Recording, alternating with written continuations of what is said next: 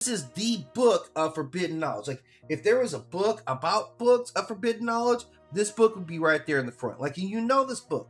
Now, the Necronomicon is supposedly a fictional grimoire created by the American horror writer H.P. Lovecraft. And let me tell you something about H.P. Lovecraft is that you should be scared that he exists. They say he doesn't exist anymore. He's dead, but I don't know.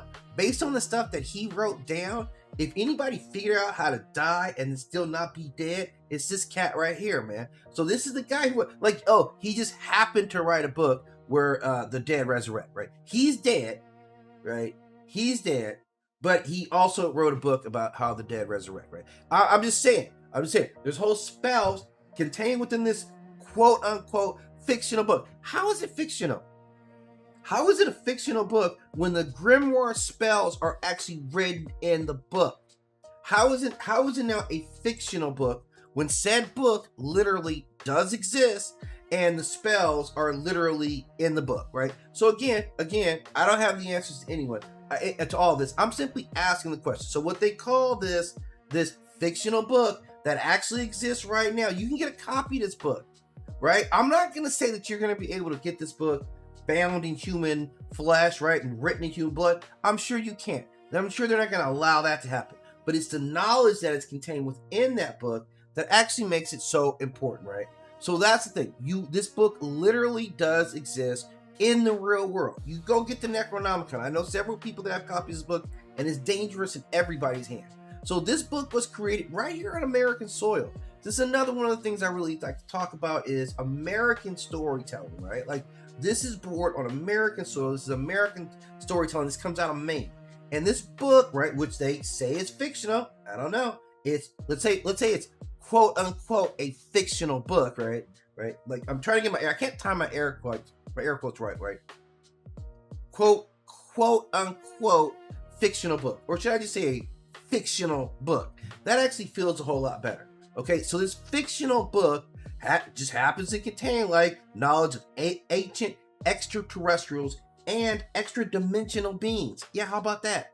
They talk about civilizations that existed before humanity. That sounds fictional. They talk about forbidden religious cults and rituals. Totally sounds fictional to me. Sounds like some stuff that was completely made up. Methods for contacting and summoning cosmic entities. Wow, nobody tried to do that, right? That's never a ritual. No one ever wrote a ritual that was actually designed to contact some cosmic entity. Nobody ever did that, right? Yeah, none of that stuff ever exists. Nobody ever wanted knowledge of portals connecting different worlds and dimensions. Yeah, that would be crazy that someone would want to know about portals that would connect them to other hidden dimensions. Who would want that? Yeah, nobody was ever trying to figure out. This is totally fiction, right? This is what they tell you, right? Okay, in that great school that you guys are going to, they don't teach you about stuff that's really important, like what's going on in the Necronomicon. That's why I'm here, right? That's why I'm here, right? I take that bullet for you guys, okay? They don't want you to know the true history of the earth or the eventual return of the beings that were worshipped as gods. Of course, all that stuff is fictional until the gods who return, and now we got a problem, right? So this is commonly described as a book of magic. But that definition unto itself does not fully encapsulate what the Necronomicon actually is, like the real power of the Necronomicon. It is simultaneously a grimoire, it is a history book, it's an astronomical record, it's a religious text, and it is a survival manual for when all this stuff blows up. They're predicting it blowing up. I don't even know if they are trying to get it popping, but they're like, we're going to get it popping, and then we're going to be ready for it when it gets popping. Everybody else who isn't, you guys die. That's how they weed everybody out. They unleash the catastrophe, and then they see who can survive it. And if you survive it, they're like, yo, what's up? I mean, so this is how it is. So the greatest danger is not simply that it contains evil spells. I don't know if the spells have a morality about it. I guess they do. I guess a death spell, I don't know if a death spell considers itself evil. That's beside the point. The greatest danger is that this thing actually contains accurate information. That's right. Don't be messing with the Necronomicon, because real stuff really happened. Real books do real things. Always remember that. Real books do real things. They represent reality, right? So get a hold of that, man. I gotta find this image for you guys so you guys can know the power of what this book does. Like a whole franchise of movies was suddenly written about the specific book, right? And I'm not gonna worry about that. Go watch Ash versus Evil Dead. It's a great series that's based off of him having read this book, right? It's absolutely great scene where he shows how he read from the book and all the nonsense that happens after. Now, this book, okay, this so-called quote unquote fictional book, right? This fictional grimoire that you can actually go and put your hands on and buy, that actually contains real fictional spells, right? Like, it's fictionally telling you how to call Cthulhu. Yeah, that's all a work of fiction. Nobody would ever actually do that, right? That's nonsensical. It's all fiction unless Cthulhu really exists, right? Then it's mad non-fictional, right? Like, that's the danger, right? So we gotta monitor this stuff. They're gonna tell you it's fictional. Okay, maybe, right? This book tells us that humanity is neither the first intelligent species to inhabit Earth or even the center of creation. Yeah, we're not that. According to this book, we're even smaller than we all thought that we were, right? This is it. Like, we are an insignificant mote of cosmic dust on the, I don't even care about us. Like, they have whole beings that are the size of our entire universe. That's what we are. We're like lint to them. Sometimes they might flick us up. Sometimes they might flick us and you take a look at some lint that you pulled off your coat or something like that, look to see what it is, and then flick it away. That's us. That's us on a cosmic level, right? Like the real world. Now, let's talk about the real world creation of the books, because they gave a great cover story for this book, right? They tell you why you shouldn't believe in this stuff, right? They do. They give you a whole backstory on why you shouldn't believe in this book that you can get your hands on and start reading it. And I'm sure you can probably find this book for like $19.99. I'm sure somebody has a copy of it, right now, where you can get a copy of the Necronomicon and read this book. Now, what they tell us, what the front story is, what the cover is, it isn't that Lovecraft invented the Necronomicon, right?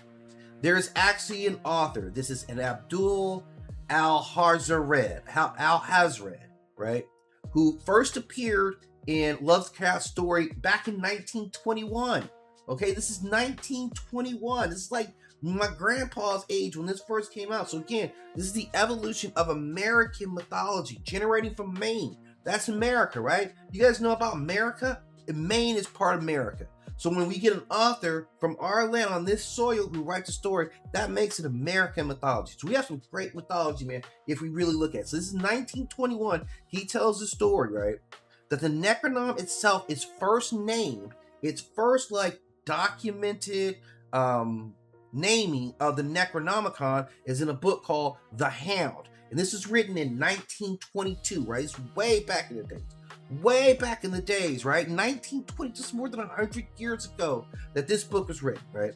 And Lovecraft, they say, later constructed the entire publication from this book for his book. Now, for his book, the Lovecraft Archive, he took all his information from that and created the fiction around this book, this so-called fictional book. How did he get that power to blow up his books like that, Mr. Lovecraft? Yeah, that's a big question there, because it's all fictional. So he deliberately mentions a book as though educated people already know about this book. So he like, this is all nonsense. So he used a lot of real historical, occult, and academic works that he revealed as people who were connected to this book. How certain people got to be in certain positions.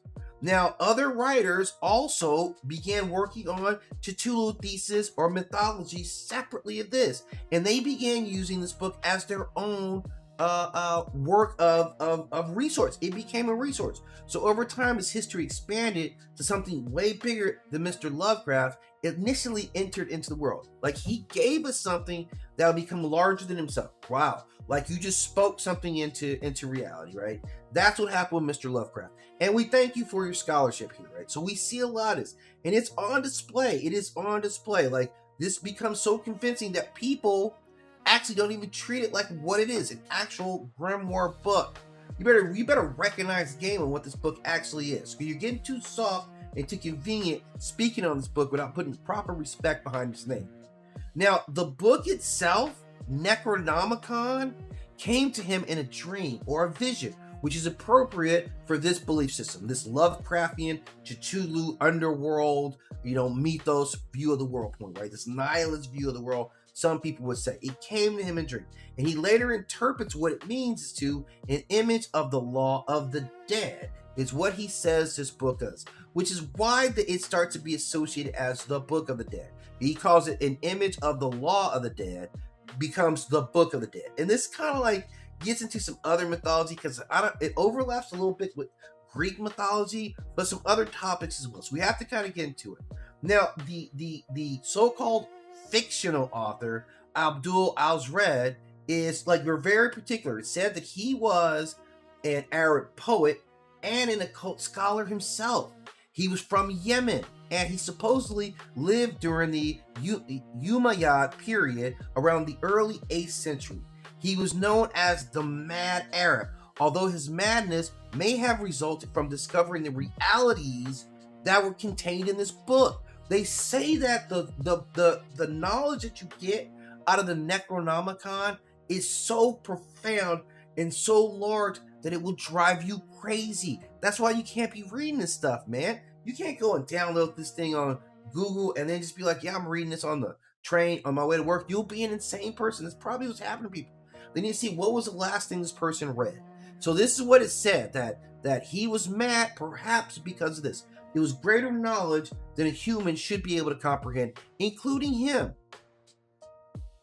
Now, they have said that this man was known to have explored the ruins of Babylon, investigated subterranean mysteries beneath Memphis, spent years in the empty quarter of Arabia, claimed to have discovered the Aram, the ancient city of the pillars.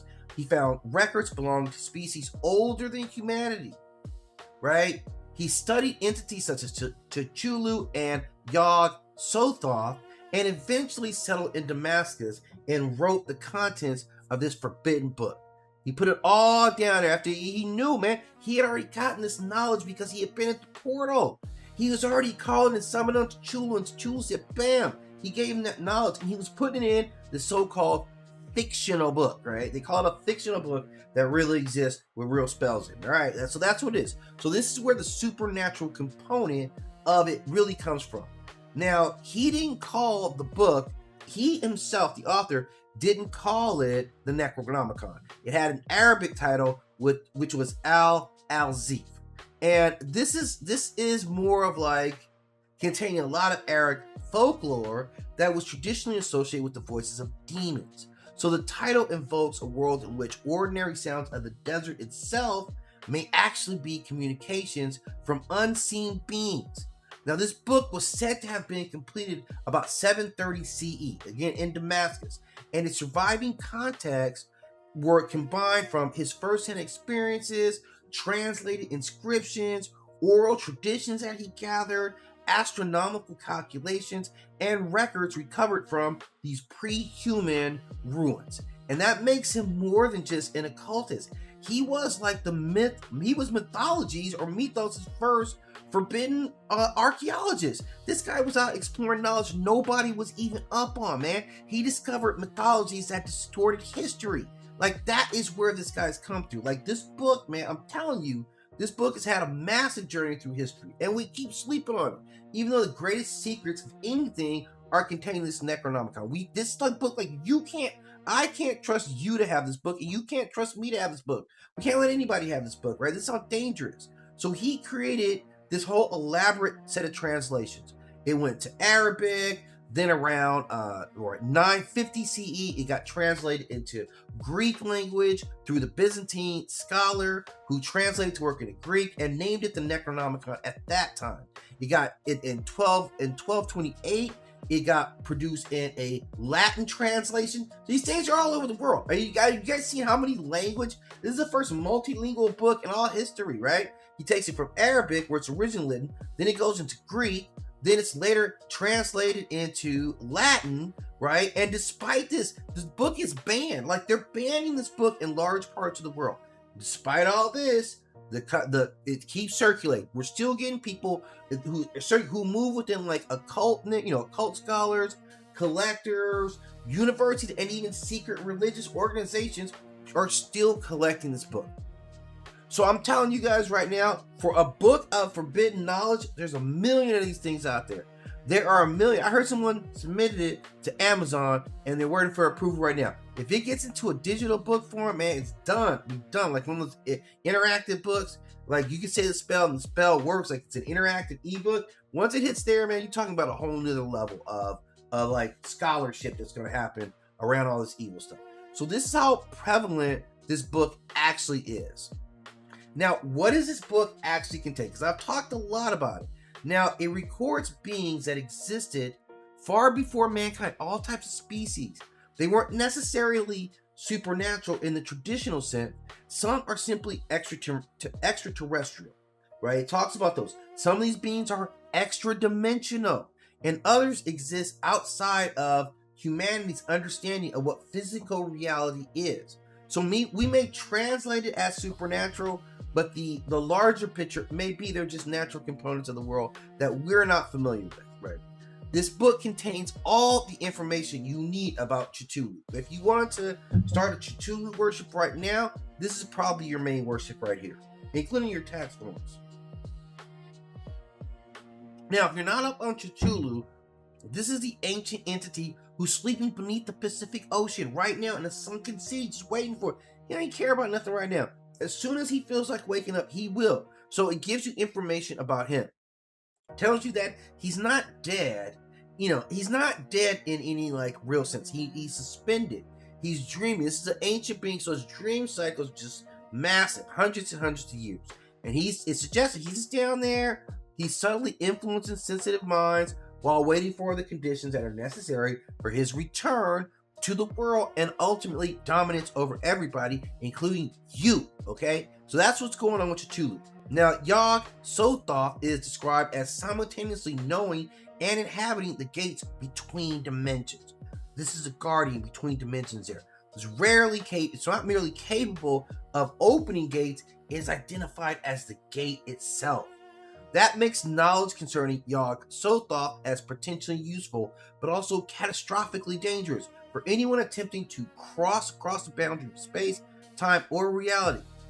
Now, this book, like I said, reveals that Earth belonged to other intelligent species long before human civilization was around here acting crazy. Humanity is merely one temporary population within a history stretching across billions of years. We're not the first ones here. We're not the best ones here. I don't think we're the worst ones, but that's debatable, even at this point. This book also contains information about secret societies, secret groups of humans that worship cosmic beings. And some cults preserve knowledge inherited from civilizations even older than them.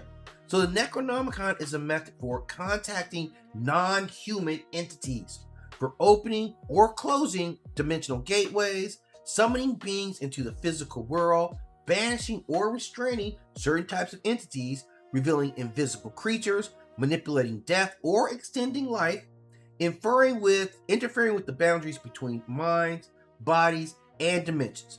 And the precise results depend on the story and the person who's able to interpret or manipulate the text itself. So user knowledge, mad important here. And we hope you get someone who actually knows what they're doing, because the dumber you are, the worse it can get. Now, what is it? The Necronomicon itself doesn't possess a clearly established personality or conscience. It doesn't seem like there's some traditions, like I know in Ash vs. Evil Dead, they'll kind of bring it to life sometimes. I don't really know. But what you can do with it is cosmic revelation, man. You get that knowledge of the cosmos in your universe. You get access to multiple dimensions. You get banishing and defense, right? There's all through that. You get recovery of hidden knowledge, and you can transformation of, as the reader and the possessor of knowledge, you're going to get transferred into something else too, right? What's the limitations of it? Well, it's not a solution for every supernatural problem. It requires massive interpretation, and even the slightest mistake can be 100% a catastrophe, right? Knowing the name of a cosmic entity doesn't mean you're going to be able to control it, right? And people often confuse those two things. Like, you can know his name, but yeah, he's not going to bow down to you. Like, you think he will, but... So knowledge is not control, is what we learned. The other thing is that this thing is full of rituals, like astronomical, like all this stuff, man. All the important stuff that if you walked into doing spells one-on-one that you would need to know. You don't have to do the research. Astronomical alignments, locations, bloodlines, materials, language, or sacrifices that are necessary. Like, you got to know whose blood do I need on what day to get this ritual done. It's not just showing up like a rookie, not prepared. Knowing the when and the where and the timing, all this stuff matters if you want successful spell casting, right?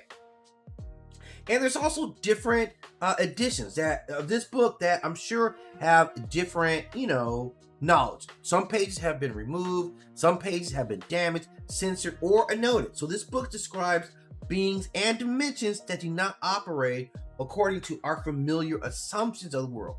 This is saying the physics in these worlds that they can present us with or connect us to don't follow the same rules. So don't be surprised if you see, talking pig style animals, or gravity that's reversed, or water that's, green, or whatever it is. There's all kinds of stuff that's going to be different.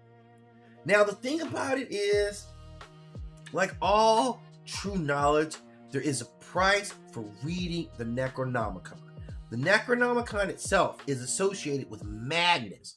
And this is why you want to understand why. It drives people crazy. This book is not consistently reported as radiating magical insanity, but somehow it pervasive. Maybe it is the entities that you're working with. Maybe it's a residual spell injury. I have no idea. But there is a real danger for using this book. That's consistent.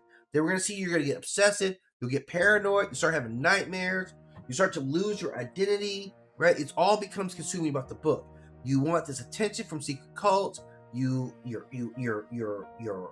interactions with these hostile beings is also a big sign that you're crazy.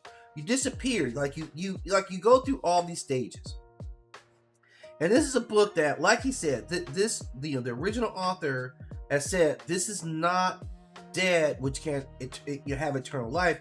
And it's strange that death is even part of the conversation. Death itself can't die. So that shows you that there's another step, another place that we can exist. So that's what this book is all about. This has really gone beyond Lovecraft. Like I said, now it gets presented in like comic books and movies as having like a whole sentient, like it's an evil entity on itself. Like I said, Ash vs. Evil Dead is one of my favorite shows, and it definitely shows it like that. Now it's more of a DMI spell book. It is a gateway to hell, and maybe it is. Maybe it's still all those things wrapped in one. But the symbolism is this idea that there's this forbidden knowledge out there, and if you tap into this forbidden knowledge, like, yeah, you can do everything. There's a cost, and you're never ready to pay the cost. Like, the cost is never what you thought it was going to be. So that's the Necronomicon. I'm going to take a quick bio break, and we're going to come